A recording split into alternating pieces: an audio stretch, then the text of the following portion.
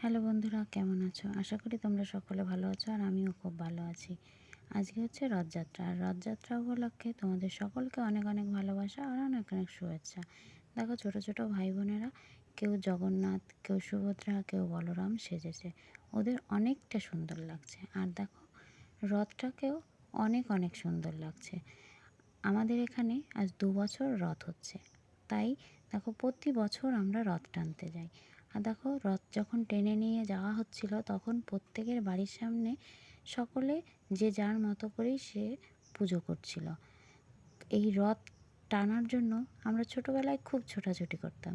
কে কে রথে যাওয়ার জন্য কান্না করতে অবশ্যই কমেন্ট করে জানিও।